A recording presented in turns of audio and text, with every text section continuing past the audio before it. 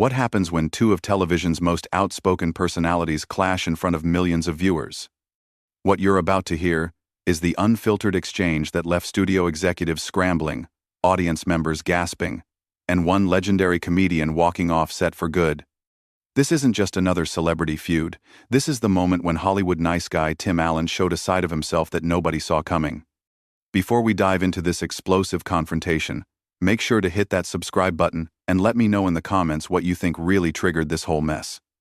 The morning started like any other at the View Studios in New York City. Tim Allen had been booked to promote his latest project, what seemed like a routine appearance for the seasoned entertainer. Behind the scenes, however, tension was already brewing. Sources close to the production revealed that Allen had expressed concerns about certain topics he didn't want to discuss, particularly around his political views and past controversies. The show's producers assured him it would be a light, promotional interview focused on his work. But anyone familiar with The View knows that conversations rarely stay in safe territory for long. The show thrives on hot-button issues and spontaneous debates, something that would prove problematic for Allen's carefully planned media appearance. As he sat in the green room, adjusting his tie and reviewing talking points with his publicist, little did he know that Whoopi Goldberg had her own agenda for the interview. Goldberg, never one to shy away from confrontation, had been vocal about her disagreements with Allen's public statements over the years. She saw this appearance as an opportunity to address what she considered his hypocritical positions on various social and political issues. The stage was set for what would become one of the most uncomfortable moments in daytime television history. When Allen finally walked onto the set, the audience greeted him with their usual enthusiasm. He waved, flashed his trademark grin, and settled into the guest chair with the confidence of someone who had done this routine hundreds of times before. The other hosts, Joy Behar, Sarah Haynes, and Sunny Hostin, exchanged pleasantries as the cameras rolled. Everything appeared normal on the surface. Whoopi opened the interview with what seemed like a standard welcome. "Tim Allen, great to have you back on The View. You've been keeping busy with your latest project. Tell us what you've been up to." Her tone was friendly enough, but those who knew her well could detect something brewing beneath the surface. Allen launched into his prepared talking points about his new venture, discussing the creative process and his excitement about the direction his career was taking. For the first few minutes, the conversation flowed smoothly. Allen shared amusing anecdotes from set, talked about working with his co-stars, and even cracked a few jokes that had the audience chuckling. The other hosts chimed in with supportive questions, and it looked like this would be just another pleasant celebrity interview. But Whoopi was biding her time, waiting for the right moment to shift gears. That moment came when Joy Behar made an offhand comment about how comedy has evolved over the years and how comedians today have to be more conscious of their material. It was an innocent enough observation, but Allen's response revealed his true feelings about the current state of comedy and entertainment.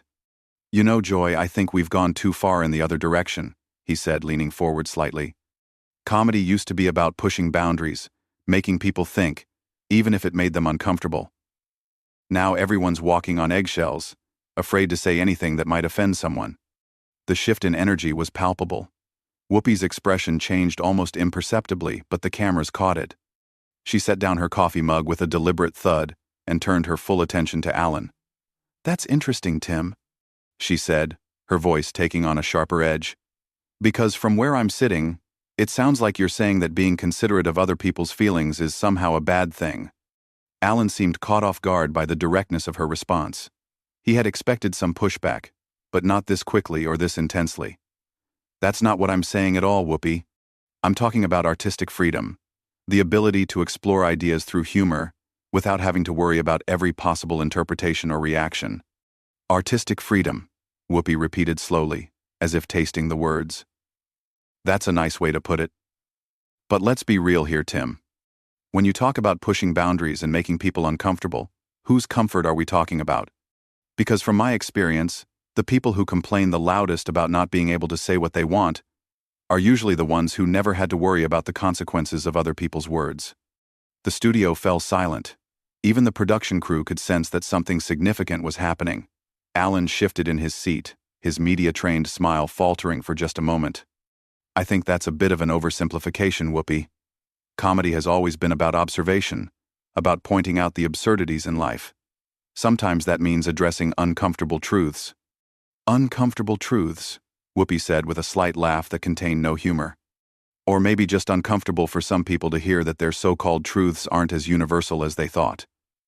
She leaned back in her chair, crossing her arms. Tell me something, Tim. When you're up there on stage or in front of a camera making your observations about life, do you ever stop to think about who might be in that audience? Do you ever consider that your uncomfortable truths might be someone else's daily reality of discrimination or prejudice? The other hosts exchanged glances, unsure whether to jump in or let this play out. Alan's publicist, watching from the wings, looked increasingly concerned. This was exactly the kind of confrontation they had hoped to avoid. But Alan, perhaps feeling cornered, decided to double down rather than de-escalate. Of course I think about my audience, he replied, his voice rising slightly. But I also think comedy loses its power when it becomes too sanitized, when it's filtered through committees of sensitivity readers and focus groups. Some of the greatest comedians in history said things that would get them canceled today, but they also opened minds and started important conversations. Whoopi's eyes narrowed. Canceled, she repeated. There's that word again. You know what's interesting about that term? It usually comes from people who face consequences for the first time in their careers and don't like how it feels. Tell me, Tim, in all your years in this business, how many times have you actually been silenced? How many opportunities have you actually lost because of your beliefs? The question hung in the air like a challenge. Alan opened his mouth to respond, then seemed to reconsider his words.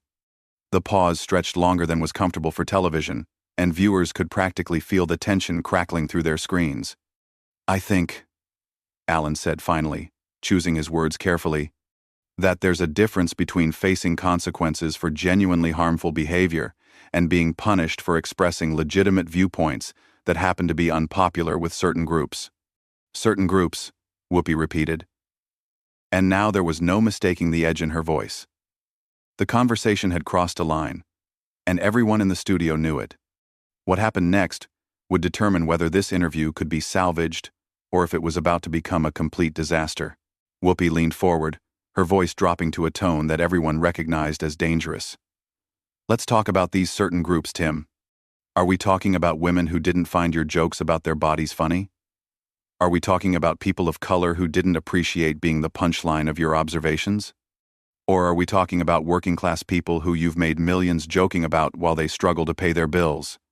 Alan's face flushed red. Now hold on just a minute, Whoopi. You're twisting everything I've said and turning it into something it's not. I've never targeted anyone based on their race or gender. My comedy has always been about universal human experiences, about the things we all go through. Universal human experiences, Whoopi shot back. That's rich coming from someone who's spent decades making jokes from the perspective of a middle-aged white guy and acting like that's the default human experience. Tell me, what's universal about complaining that you can't make the same jokes your grandfather made when those jokes were never funny to half the population to begin with? The audience was dead silent now. Joy Behar looked like she wanted to jump in but couldn't find an opening. Sarah Haynes was practically frozen in her chair. Sunny Hostin had her lawyer expression on, clearly calculating the potential fallout from whatever was about to happen next. Alan stood up slightly in his chair, his voice getting louder. You know what, Whoopi? I came here to talk about my work, not to be lectured about my entire career by someone who's made plenty of controversial statements herself. You want to talk about offensive material? Let's talk about some of the things you've said over the years that didn't age well. Oh, we're going there now? Whoopi's eyebrows shot up. Please, enlighten me, Tim. What exactly have I said that compares to your years of punching down at people who don't have your platform? How about the time you defended that director who fled the country after his conviction? Or when you said that wasn't really assault because of the circumstances? You want to talk about harmful statements? Let's start there. Alan's voice was shaking with anger now, all pretense of media training abandoned. The studio erupted. Audience members gasped audibly. The other hosts looked stunned. Whoopi's face went through a range of emotions before settling on something approaching fury. You're really going to sit in my house and bring up something I've already addressed and apologized for? Something I've learned from and grown from? That's your defense for continued ignorance? Your house? Alan laughed bitterly. This isn't your house, Whoopi. This is a television show, and last time I checked, you don't own ABC. You're an employee here, just like everyone else, despite how you act like you run the place. Employee? Whoopi repeated slowly, standing up now. Employee. That's interesting choice of words. From someone whose last show got cancelled because nobody wanted to watch his tired act anymore. My show was number 1 in its time slot, Alan snapped back, also rising from his chair. It got cancelled because network executives caved to pressure from activists who couldn't stand that regular Americans were connecting with something that didn't push their agenda. Regular Americans, Whoopi said, her voice dripping with disdain. There it is again. This idea that your narrow worldview represents regular America while the rest of us are somehow outside that definition. News flash. Tim, regular Americans include Black people, Latino people, Asian people, LGBTQ people, women, immigrants, and everyone else you apparently don't consider part of your target audience. Alan was fully standing now, pointing his finger at Whoopi. Don't you dare lecture me about America, Whoopi. I've worked construction, I've lived paycheck to paycheck, I've earned everything I have. I know what regular working people think, because I was one of them long before I was famous. And I wasn't? Whoopi's voice rose to match his. I grew up in the projects in New York. I was homeless. I worked every job you can imagine before I made it in this business. The difference is I didn't forget where I came from, and I didn't decide that my experience was the only one that mattered. This is exactly what I'm talking about, Alan said, throwing his hands up. Everything becomes about race with you. Can't we just talk about comedy, about entertainment, without turning it into some social justice crusade? Social justice crusade, Whoopi repeated mockingly. You mean like treating people with basic human dignity? Like not using your platform to mock people who don't have the power to fight back? Like acknowledging that your words have impact beyond just getting laughs? Joy Behar finally found her voice. Maybe we should take a step back here and try to find some common ground. But both Alan and Whoopi ignored her completely. Alan turned his attention briefly to Joy before swinging back to Whoopi. You know what the real problem is here? It's that you can't stand the fact that there are still people out there who don't buy into your version of how the world should work. You're so used to everyone around you agreeing with everything you say that when someone pushes back even a little bit, you lose your mind. Lose my mind? Whoopi's voice was getting dangerously quiet again. Tim, I've been in this business longer than you have. I've won more awards than you have. I've broken more barriers than you ever will. The only person losing their mind here is the man who's so threatened by having his worldview challenged that he's having a meltdown on live television. Meltdown? Alan's voice cracked slightly. You're the one who turned a simple interview into an interrogation. You're the one who decided to ambush me instead of having a normal conversation. This is exactly why people don't trust mainstream media anymore, because of setups like this. Setup? Whoopi laughed harshly. Tim, you walked in here knowing exactly what show you were on. You knew my position on issues. If you wanted softball questions, you should have booked yourself on a cooking show. You came here because you wanted the platform, but you didn't want the responsibility that comes with it. Alan was backing away from the table now, his publicist frantically trying to get his attention from off camera. You know what, Whoopi? You're absolutely right about one thing. I should have known better than to come on a show where the host has already made up her mind about me before I even sit down. This isn't journalism. This is activism disguised as entertainment. And what you do isn't entertainment disguised as something much uglier? Whoopi shot back. At least I'm honest about my beliefs. At least I don't hide behind claims of just being a comedian when my material promotes harmful stereotypes and outdated thinking. The other hosts were trying desperately to regain control of the situation. Sarah Haynes attempted to interject with a comment about respecting different viewpoints, but her voice was lost in the escalating argument. Sunny Hostin was making gestures to the production team, clearly hoping someone would call for a commercial break. But Alan and Whoopi were locked in their battle now, each determined to have the last word. Harmful stereotypes, Alan said, shaking his head. Everything I've ever done has been about finding humor in everyday situations that people can relate to. If that's harmful to you, maybe the problem isn't with my comedy. Maybe the problem is that your idea of everyday situations doesn't include everyone's everyday reality. Whoopi fired back. Maybe the problem is that you've been so comfortable in your bubble that you can't see how your jokes land with people who don't share your privileges. Privileges, Alan spat. There's another one of your favorite words. Everything comes down to privilege with you. God forbid anyone achieve success through hard work and talent without having to apologize for it or pretend they don't deserve it. Nobody's asking you to apologize for your success, Tim, Whoopi said, her voice now ice cold. We're asking you to use it responsibly. We're asking you to consider the impact of your words beyond just whether they get laughs from people who already agree with you. Alan had heard enough. He reached for his microphone pack, his hands shaking with rage. You know what, Whoopi? I don't need to sit here and take this from someone who thinks she's the moral authority on everything. I came here as a guest, not as a defendant, in your personal court of judgment. As Alan fumbled with his microphone pack, Whoopi wasn't finished. Oh, so now you're running away? That's your solution when someone calls you out on your nonsense? Just pack up and leave like a child who didn't get his way? Alan stopped what he was doing and turned back to face her, his eyes blazing. Running away? Lady, I've been in this business for over 30 years. I've faced critics, hecklers, and network executives who wanted to destroy me. But I've never sat across from someone so determined to tear me down that they'd ambush me on live television just to score political points. Political points? Whoopi stood up now, matching his energy. Tim, everything you've said for the last 20 minutes has been political. The difference is you want to pretend your politics are just common sense, while everyone else's are somehow agenda-driven. You can't have it both ways. The production team was in full panic mode now. The director was speaking frantically into his headset. But there was no natural break in the conversation to cut to commercial. The cameras kept rolling as the two celebrities faced off in what had become the most explosive daytime television moment in years.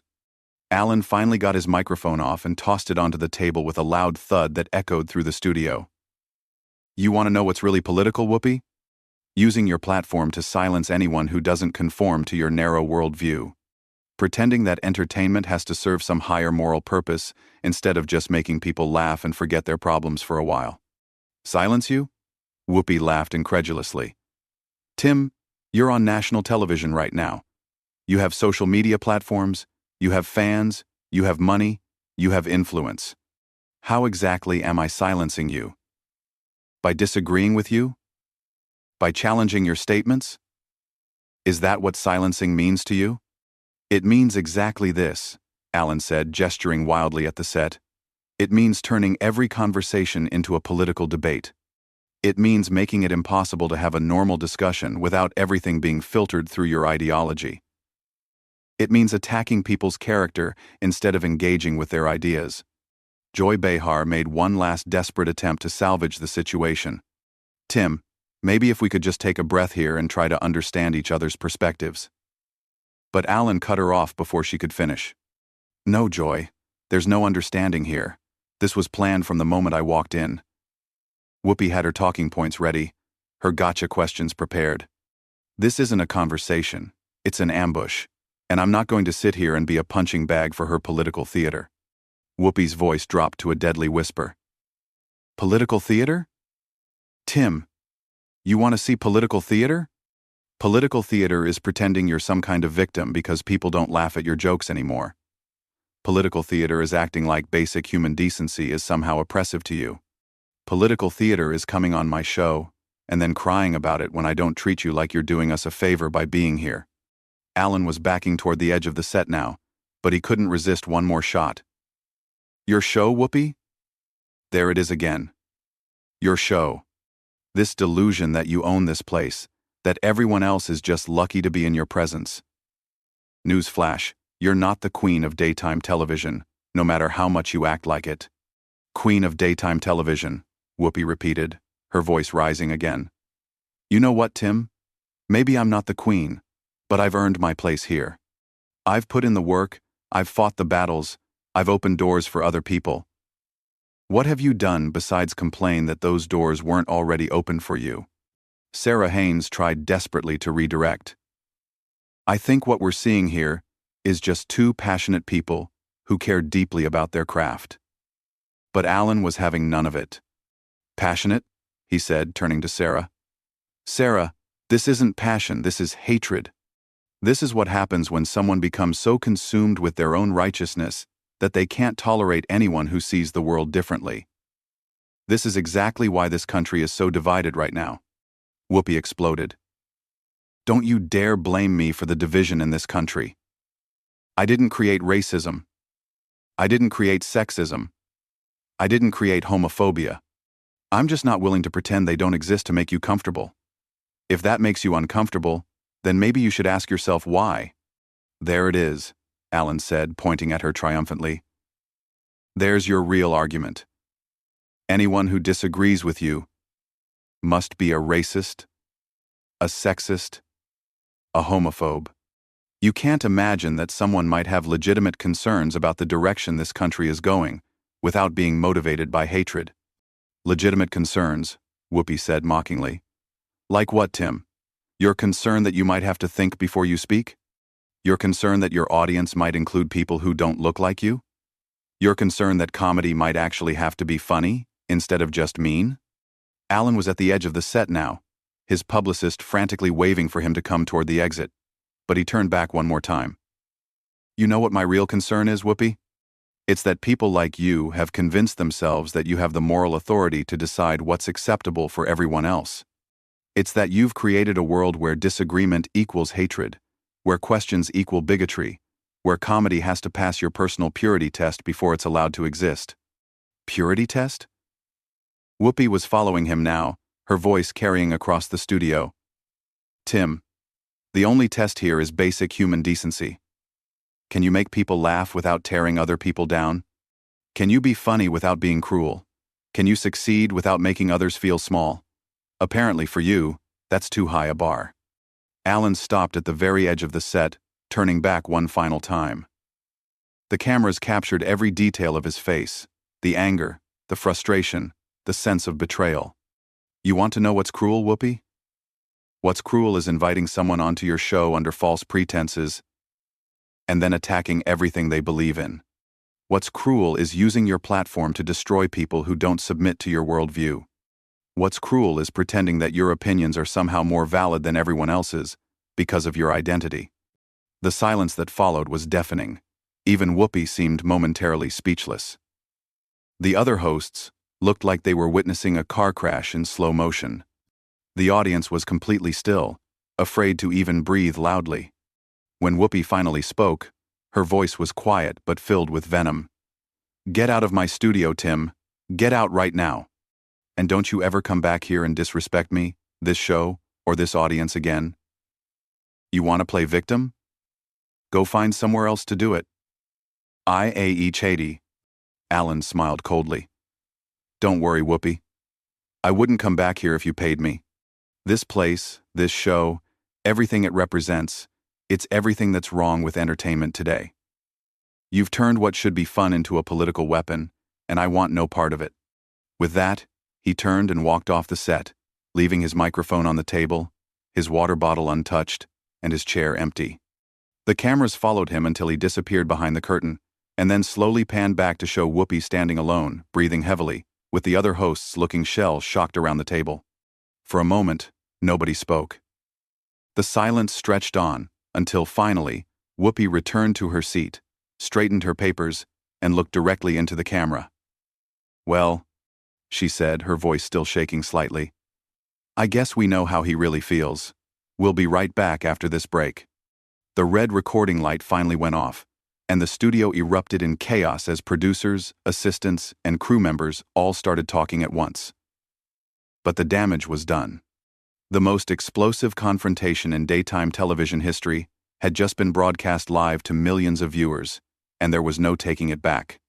And there you have it, the complete, unfiltered exchange that shocked the entertainment world and proved that some bridges, once burned, can never be rebuilt. What do you think really triggered Tim Allen's explosive reaction? Was this a calculated move by Whoopi, or did things just spiral out of control? Let me know in the comments below, and don't forget to subscribe for more behind-the-scenes stories that Hollywood doesn't want you to hear.